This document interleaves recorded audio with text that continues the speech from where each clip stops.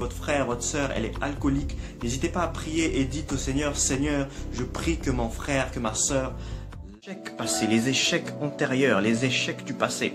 Tu as tellement échoué dans un certain domaine. Tu as tellement échoué. La Bible dit dans Matthieu 3, verset 1, il parut un homme prêchant dans le désert et cet homme était Jean-Baptiste. C'est-à-dire que Jean-Baptiste a commencé son ministère dans le désert. Bonjour et bienvenue dans 10 minutes avec Jésus-Christ. Aujourd'hui, nous allons parler de la foi qui crée le miracle. La foi qui crée le miracle. Bien-aimé, la Bible dit dans Romains 10, 17 que la foi vient de ce qu'on entend et ce qu'on entend vient de Christ Jésus. La foi vient de ce qu'on entend et ce qu'on entend vient de Jésus-Christ. J'aimerais te dire que la Bible n'est pas un livre historique. La Bible ne raconte pas des récits fabuleux. La Bible n'est pas un livre de contes, mais la Bible a expliqué et expérimenté toute la vérité de Dieu. Ce qui est écrit dans la Bible et des choses sont des choses qui ont été véritablement vécues par ces hommes en leur temps. Voilà pourquoi aujourd'hui il faut que tu comprennes que dans la volonté de voir le miracle s'accomplir dans ta vie, il faut que tu aies la foi. Car c'est grâce à cette foi, cette ferme assurance que Jésus-Christ est le même hier, aujourd'hui et éternellement que tu verras le miracle s'accomplir dans ta vie. Jésus n'a pas changé. Jésus n'a pas changé. Il faut que tu considères que ce même Jésus-Christ qui t'a été raconté dans la parole de Dieu est ce même Jésus-Christ qui vit aujourd'hui encore et qui est capable de faire de grandes choses et de grandes prouesses dans ta vie. La Bible dit dans Hébreux 4, 2 que lorsque la parole vient et qu'elle ne rencontre pas la foi, elle n'a point d'effet. Elle n'a point d'utilité. La parole ne te sert à rien si elle ne rencontre pas en toi la foi. Il faudrait que lorsque une parole est dite, lorsque le Seigneur Jésus-Christ parle, que dans ton cœur, elle rencontre la foi. Et c'est le contact de la parole et de la foi qui crée le miracle. Est-ce que tu crois que Dieu est capable de faire de grandes choses même en ce temps?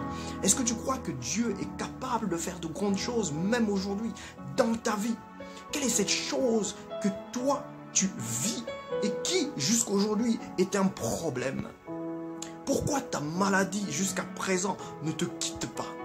Pourquoi ton problème jusqu'aujourd'hui ne trouve pas solution? Pourquoi tu continues à ne pas voir la main de Dieu dans ta vie? Pourquoi la main de Dieu n'est pas dans ta vie? Pourquoi le miracle ne fait pas partie de ton partage?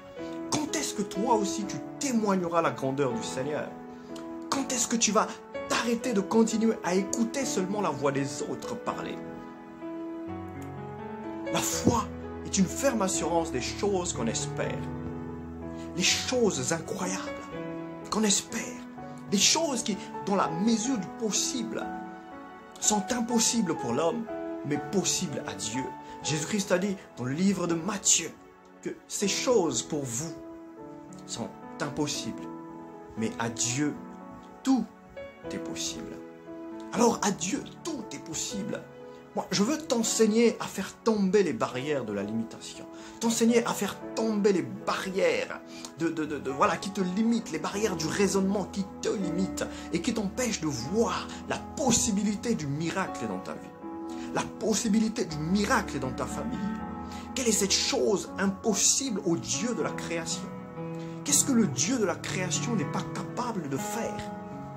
Qu'est-ce que le Dieu de la création est incapable de faire? La Bible nous raconte un récit. Dans Matthieu 9, verset 22. Alors il y avait une femme atteinte d'une perte de sang pendant 12 ans. Voilà 12 années que cette femme avait ce problème. Voilà 12 années que cette femme vivait avec cette difficulté. Voilà 12 années que cette femme avait certainement vu beaucoup de solutions sans trouver de remède. Mais un jour, elle a entendu parler d'un homme. Un jour, la parole est arrivée à ses oreilles. Et elle s'est dit en elle que si je puisse seulement toucher le pan de la robe de cet homme, je serai guéri, je serai délivré, je serai changé.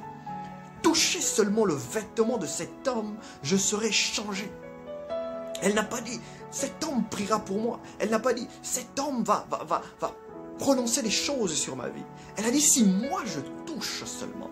Elle a manifesté une telle foi que même dans le vêtement de Jésus-Christ, le miracle a été son partage. Est-ce que tu vois le niveau de démonstration de foi qu'elle a manifesté? Et je veux te faire comprendre que certaines choses dans ta vie, tu ne les vois pas parce que tu n'y crois pas. Tout simplement parce que tu n'as pas de foi en ces choses. Tu crois que ces choses sont impossibles pour toi. Tu crois que tu n'as pas la possibilité de voir ces choses. Alors il te suffit d'y croire et tu verras ces choses.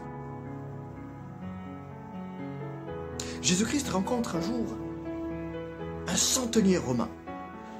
Et Jésus-Christ témoigne de ce centenier comme étant la personne en Israël qu'il avait rencontrée ayant la plus grande foi. Alors ce centenier avait un de ses serviteurs malade et il va vers Jésus-Christ pour lui demander de guérir son serviteur. Jésus-Christ lui dit d'aller avec lui. Et le centenier répondit à Jésus-Christ ceci. Moi qui suis centenier, j'ai des soldats qui sont à mon service, capables de dire à qui je dis, va, il va, viens, il vient, fais, il fait. Alors dis juste une parole et mon serviteur sera guéri. Juste une parole et mon serviteur sera guéri. Bien-aimé, ce centenier a été capable d'enseigner à Dieu un cours sur la divinité. La foi qu'avait ce centenier a fait en sorte de rappeler à Jésus-Christ qu'il était Dieu et qu'il n'a pas besoin de se déplacer pour guérir, qu'il n'a pas besoin de se déplacer pour sauver, il n'a pas besoin de se déplacer pour que quelqu'un reçoive sa bénédiction, il a juste besoin d'une parole pour que cela arrive. Et Jésus-Christ l'a répondu, que cela soit fait selon ta foi. Bien, mais la foi est la réponse à beaucoup de nos problèmes. La foi est la solution à beaucoup de nos problèmes. Est-ce que tu as suffisamment de foi pour croire que cette maladie soit quittée? Est-ce que tu as suffisamment de foi pour croire que ce problème s'arrête? Est-ce que tu as suffisamment de foi pour croire que cette personne peut changer? Les apôtres ont dit, Seigneur, augmente-nous la foi. Et je veux que tu fasses cette prière aussi, que Jésus-Christ t'augmente la foi. Je vais prier pour toi. Seigneur Dieu, merci à cet homme, cette femme qui me suit et qui a besoin de plus de foi. Je prie que sa foi soit ravivée. Je prie que sa foi augmente au nom puissant de Jésus-Christ. Que Dieu vous bénisse abondamment.